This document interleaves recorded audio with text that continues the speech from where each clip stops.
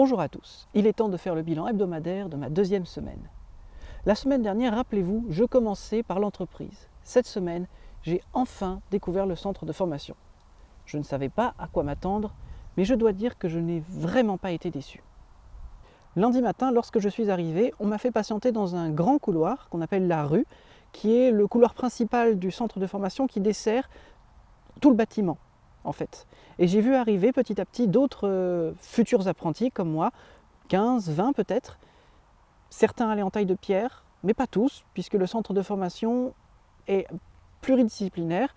Certes, il forme des tailleurs de pierre, mais il forme aussi des maçons bâtis anciens, des charpentiers, des couvreurs, des peintres, des plaquistes, des électriciens, des plombiers, etc. C'est vraiment très vaste. Une dame est venue nous chercher et nous a amenés dans une salle pour nous expliquer le fonctionnement du centre, le fonctionnement de notre formation, comment elle va se dérouler, et pour nous donner tout un tas de documents, le règlement intérieur, des papiers à signer, etc. Bon, bref, la paperasse habituelle en quelque sorte. À la suite de ça, nous avons pu rejoindre nos formateurs. Pour la taille de pierre, nous étions 7 nouveaux apprentis, plus un avec le même formateur en maçon bâti ancien, c'est-à-dire les maçons qui sont spécialistes de l'assemblage et de la rénovation du bâti ancien. Donc ça concerne essentiellement la construction en briques, en pierre, alors que les maçons modernes, eux, font plutôt du parpaing béton et des matériaux industriels. Notre formateur nous a fait visiter le centre de fond en comble, il nous a fait rencontrer les autres formateurs de toutes les autres disciplines. Nous avons pu découvrir le réfectoire, faire le tour des locaux, découvrir tous les ateliers. C'était très intéressant, mais en même temps un peu ennuyeux parce que ce que j'attendais impatiemment depuis longtemps déjà, c'était de taper des cailloux. Et on n'en était pas encore là. Surtout qu'après avoir fait le tour du centre, le formateur nous a amenés directement en salle de cours pour lire le règlement intérieur et pour parler encore de la suite. Parler, c'était long et c'était l'heure de manger, on n'avait toujours pas commencé. L'après-midi, nous sommes allés chercher des pierres, une pierre pour chacun. À l'extérieur de l'atelier de pierre de taille, il y a de grandes structures en bois sur lesquelles sont exposés de très nombreux blocs de pierre. Certains n'ont pas d'intérêt particulier.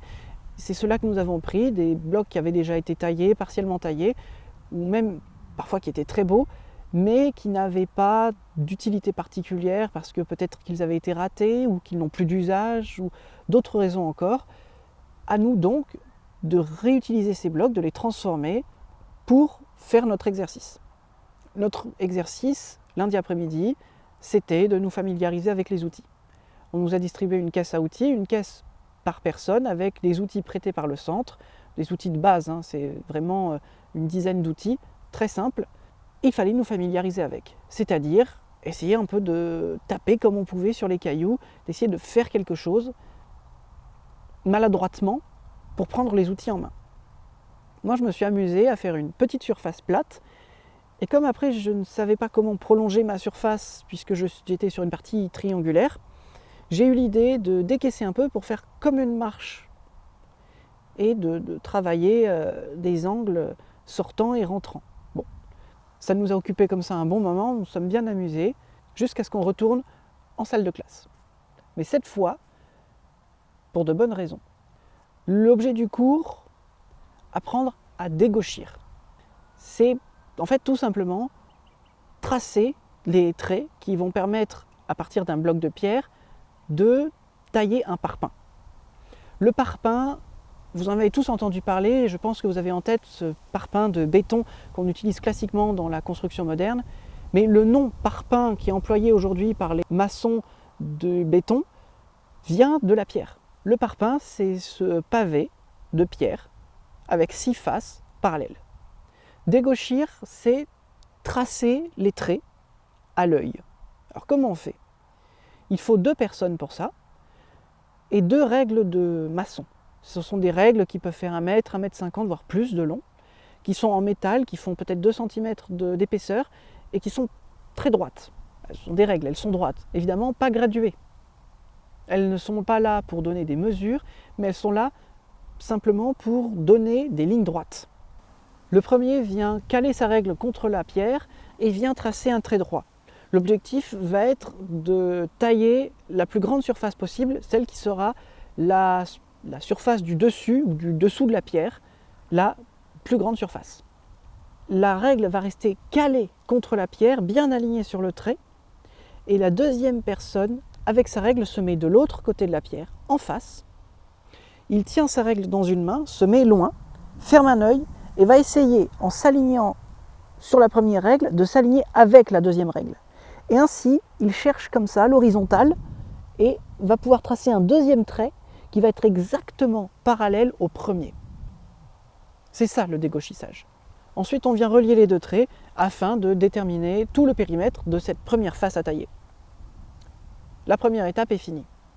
Ensuite, il va falloir enlever tout l'excès de pierre de manière à garder peut-être 1 cm maximum, 2 cm de pierre au-dessus du niveau du trait. Pour ça, on va prendre une chasse. Ça ressemble à un ciseau, sauf que la lame, au lieu d'être très fine, est très épaisse. On vient la tenir comme ça dans la main avec une lame qui est épaisse. Le but n'est pas de tailler, mais vraiment en donnant des coups secs et en se déplaçant un petit peu le long d'une ligne imaginaire, venir fracturer la roche. Au bout d'un moment, la pierre finit par casser. Et ce sont de gros morceaux qui partent. L'objectif, casser un maximum de matière pour se rapprocher du niveau du trait. Il faut faire attention toutefois à bien tenir la chasse pour que la cassure ne descende pas dans la pierre et passe sous le niveau du trait. Là, ce ne serait pas bon parce qu'il faut à nouveau dégauchir plus bas, recommencer tout à zéro. Après avoir passé la chasse, on utilise un deuxième outil, c'est un ciseau qui a des dents pointues qu'on appelle une gradine et qui permet d'enlever encore un excès de pierre pour se rapprocher au maximum du trait en faisant toutefois attention de ne pas trop casser la pierre pour ne pas recommencer le tracé. Une fois ceci fait, on peut attaquer avec le vrai ciseau, la lame droite, à tracer le contour de la face.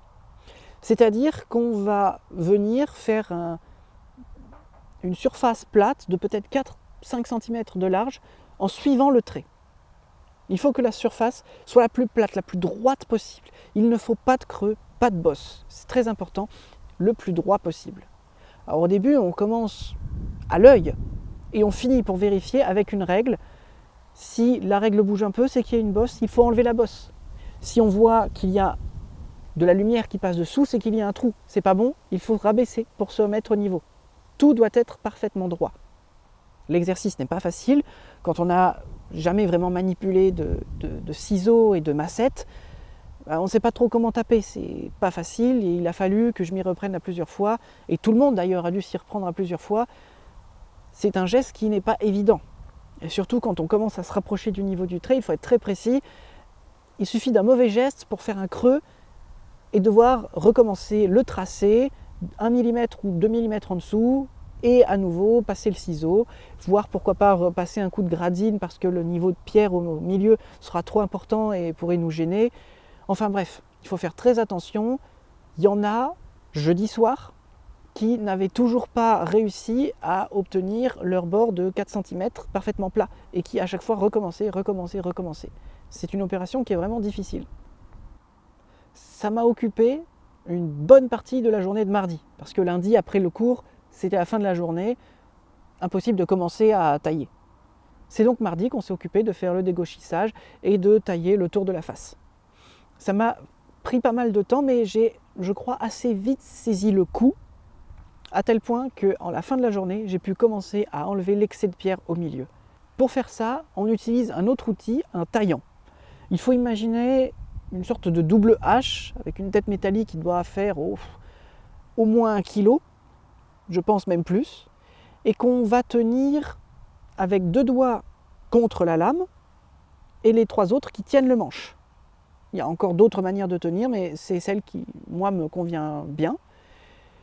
L'autre main vient en bas du manche et elle ne bouge pas. Seule la main qui tient la tête en fer bouge et c'est elle qui vient taper. Toujours avec le même angle, il faut rester le plus droit possible pour venir enlever tout l'excès de matière. C'est très difficile, c'est très lourd un taillant.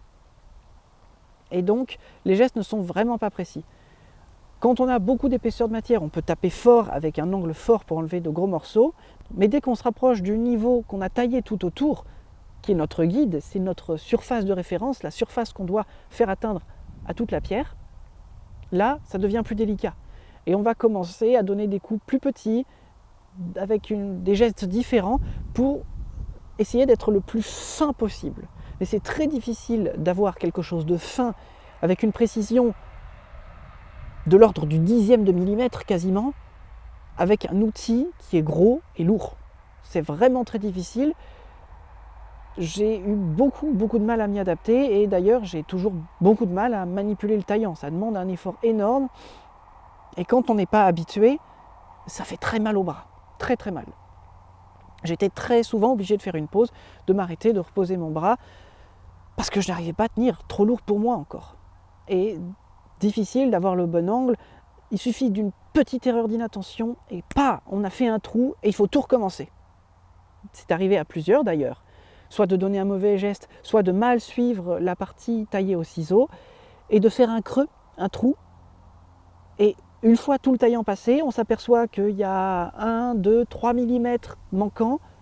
Bon, on recommence le dégauchissage, on enlève 3-4 mm, on retaille tout autour, on reprend le taillant. Bref, on perd un temps fou si on fait une erreur. Il faut donc faire très attention. Il y en a qui ont dû recommencer l'étape du taillant 3-4 fois. Moi, j'ai eu de la chance parce que j'ai réussi du premier coup à avoir une surface à peu près correcte avec le taillant. Mais bon, ça m'a demandé quand même énormément de concentration et une blessure. Blessure bénigne, vraiment. Parce que taille de pierre, on imagine aisément qu'on peut se blesser très gravement. D'ailleurs, il y en a un qui avait coincé un bout de peau au moment de taper avec sa massette. Le bout de peau a été écrasé par la massette avec beaucoup d'élan. Il a eu un bon morceau de la main qui est devenu tout rouge. Et ça va durer comme ça pendant quelques jours. Moi, j'ai rien eu d'autre qu'une petite blessure à cause du frottement, que vous pouvez peut-être voir là. À force de manipuler le taillant, c'est ma peau qui a tout simplement été usée, enlevée. Si vous vous demandez pourquoi je n'ai pas de gants, parce que je n'avais pas de gants quand j'ai manipulé le taillant, c'est parce que quand on a des gants, on sent moins bien la matière, on a des gestes moins précis, et quand on fait une opération précise, les gants, c'est vraiment pas pratique. Des gants pour manipuler, pour déplacer, oui, mais quand on est dans la taille, dans la précision, non, c'est pas pratique. Certains peuvent choisir de les garder, mais en général, on vous conseillera de ne pas avoir de gants parce que vous perdez beaucoup en précision. Et puis bon, les mains s'adaptent. La peau va gagner en épaisseur et on se blesse au début, on a des cloques, des ampoules, et encore moi j'en ai pas eu beaucoup jusqu'à présent. Et puis dans quelques années, j'aurai plus rien parce que mes mains seront endurcies. Mardi soir, j'avais donc commencé le taillant, mais pas encore fini. Je devais le finir le lendemain. Cependant, le formateur n'était pas là de la journée. Nous avons donc été mis à contribution par les apprentis qui sont là déjà depuis un bon moment, 3-4 ans pour les plus anciens, pour ranger l'atelier. L'après-midi, nous, les 7 nouveaux, avons été remis au travail, tandis que les anciens terminaient le rangement. C'est là que j'ai pu finir de tailler ma surface et j'étais très content du résultat. Vérification à la règle sur les 4 côtés, c'est bon, pas de bosse, pas de creux. Et ensuite, on vient vérifier d'angle à angle, faire une croix de Saint-André pour s'assurer également qu'il n'y a pas de bosse, pas de creux. D'après les apprentis expérimentés, ma surface était finie, je pouvais attaquer la seconde. Pour tracer la seconde, il faut une équerre.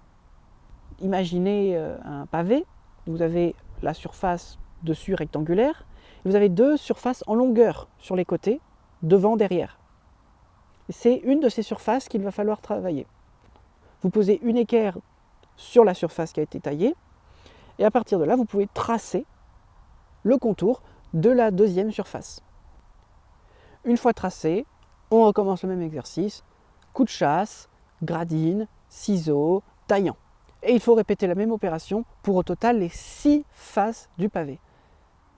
Mercredi soir, je n'ai eu le temps que de passer la chasse et un coup de gradine, puisque la fin de la journée arrivant, il a fallu un peu nettoyer et ranger l'atelier et devoir attendre le lendemain, avec beaucoup d'impatience, de pouvoir attaquer sérieusement la deuxième face. J'ai retrouvé le ciseau et j'ai pu à nouveau tracer le contour de ma face.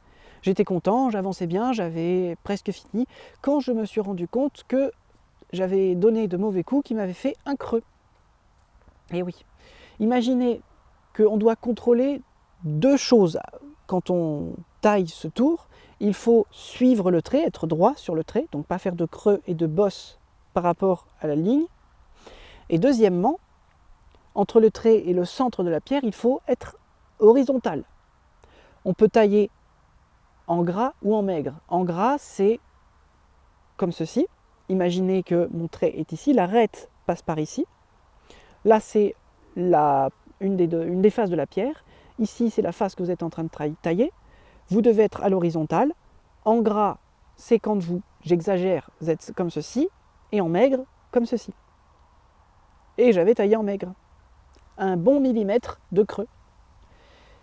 Sur pas grand-chose. Quelques centimètres de longueur. Mais c'était suffisant pour que je sois obligé de tout reprendre. Dégauchir à nouveau. Et c'est parti, j'enlève quelques millimètres. Je commençais à enlever mes quelques millimètres quand je me suis rappelé, et c'est important, que ma face doit être d'équerre avec la première.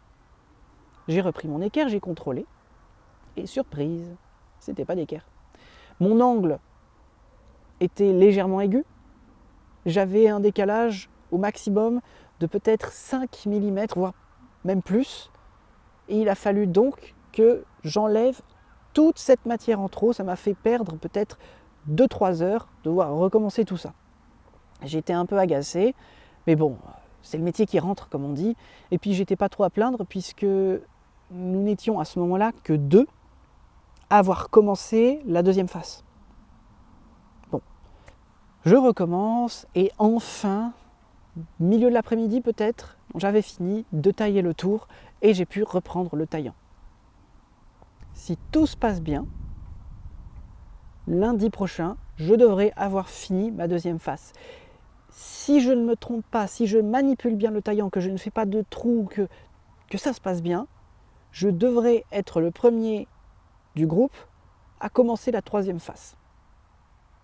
Alors pourquoi je dis lundi prochain, alors que j'ai commencé le taillant jeudi soir? Parce que vendredi, on n'a pas cours.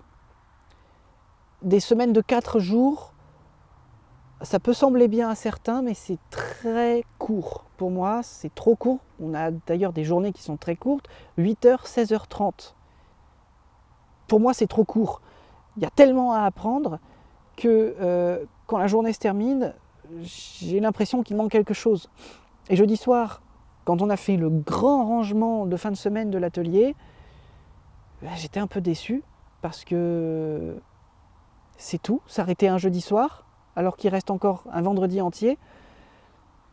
Bon, pourquoi pas. Ça laisse un sentiment d'inachevé. Vendredi, je suis donc retourné à l'entreprise, et comme je le rappelle, je ne travaille que le matin, le vendredi dans l'entreprise, donc je me suis fait une petite matinée de 4 heures. C'était un nouveau chantier. J'ai aidé à enlever tout l'enduit autour d'une fenêtre pour révéler les pierres derrière. Et on a commencé à démonter une cheminée avec des briques bien pourries. Pour dire à quel point les briques étaient pourries, je pouvais les enlever à la main, sans forcer. J'avais jamais vu ça. Des briques qui avaient été peut-être posées il y a 50 ans, voire plus, pouvoir les décrocher sans forcer à la main. Je les prenais vraiment comme ça. C'est assez jouissif de démonter un mur sans forcer. Et les quelques fois où il fallait donner des coups de massette pour les déloger, c'est très amusant aussi. Ça m'a beaucoup amusé comme ça de casser un mur. Des fois, vous avez des 3-4 briques qui viennent ensemble attachées, parfois des briques qui partent en poussière. Il y en a qui étaient dans un état d'usure, j'avais jamais vu ça. Il manquait parfois 2 cm d'épaisseur de briques qui avaient été rongées par le temps. Bon, c'était une bonne matinée. Alors, quel bilan pour cette semaine? Un bilan très positif. Trop courte la semaine, j'aurais encore voulu continuer parce que j'ai adoré tailler la pierre. Si j'ai eu beaucoup de mal avec le taillant, que c'est très long, un peu ennuyeux parce que difficile à manipuler, c'est pas rigolo. J'ai adoré tout le reste et même le taillant finalement, même si c'est pas très agréable, j'ai quand même bien aimé. Ça a été une super semaine, j'ai appris beaucoup, j'ai vu ma progression, je l'ai senti et c'est assez exceptionnel. Et peut-être que ce qui me satisfait le plus, c'est qu'enfin, pour la première fois depuis plus de 2 ans, je suis content de mon travail. Ça ne m'était pas arrivé depuis longtemps d'être content, satisfait de ce que je fais. Et ça ne m'était pas arrivé depuis longtemps aussi d'être bon, de l'être réellement. C'est-à-dire que nous sommes que 2 à avoir presque fini notre deuxième phase. Et jeudi soir, seule la moitié du groupe avait réellement entamé la deuxième phase. Il y en a qui n'arrivaient toujours pas à finir la première. Je ne m'en vante pas, je ne dis pas que je suis meilleur. J'ai quand même derrière moi l'expérience de mes 4 ans d'études d'architecture. Ça m'a beaucoup appris la patience et la précision. Il y en a dans le groupe qui ont 18 ans, 16 ans, qui n'ont pas appris la patience et la précision. Quand vous devez dessiner pendant des heures à faire des traits qui ont moins d'un dixième de millimètre d'épaisseur, croyez-moi, la patience et la précision, vous l'apprenez. Alors, quand vous êtes face à votre bloc et qu'on vous demande un niveau de précision presque équivalent, ça ne fait pas peur. Et on a déjà la main qui est habituée à chercher la précision. Pour les autres, pour ceux qui n'ont aucune expérience dans cette recherche de précision et dans cette recherche de patience, c'est beaucoup plus difficile. Ce sont des gestes qui viennent plus difficilement. Et donc devoir sans cesse recommencer encore et encore, ça peut être très frustrant. Il y en a qui ont vraiment, à la fin de la semaine, on avait marre de ne pas réussir. Et ils avaient tendance, c'est un peu malheureux, mais à se comparer à ceux qui avançaient plus vite qu'eux. Et ceux qui avançaient plus vite, soit ils avaient déjà un peu taillé de la pierre, soit avaient déjà, comme moi, fait des études et étaient confrontés à de la patience, à de la précision, ou encore d'autres cas, mais on n'a pas tous les mêmes vécus, pas tous les mêmes expériences, donc on n'a pas tous la même habileté. Dans mon cas, j'étais quand même content de réussir à aller aussi vite, à être aussi précis, et même à recevoir des compliments, et c'est ça qui m'a fait le plus plaisir, des compliments des apprentis plus expérimentés qui n'ont pas arrêté de me dire que je m'en sortais bien, que ce que je faisais était bon. D'ailleurs, peut-être que ce qui m'a le plus fait plaisir, c'est quand le formateur a dit devant moi, un apprenti qui a déjà 3-4 ans d'expérience, que parfois ceux qui sont bons au début finissent par ne plus progresser, par coincer et prendre du retard sur les autres.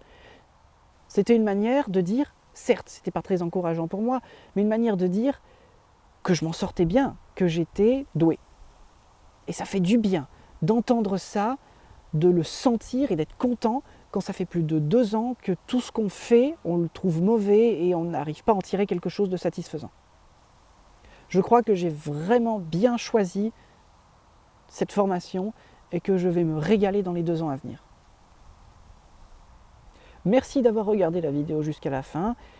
Vous le savez, si ça vous plaît, si vous avez envie de continuer à suivre mon aventure, n'hésitez pas à vous abonner.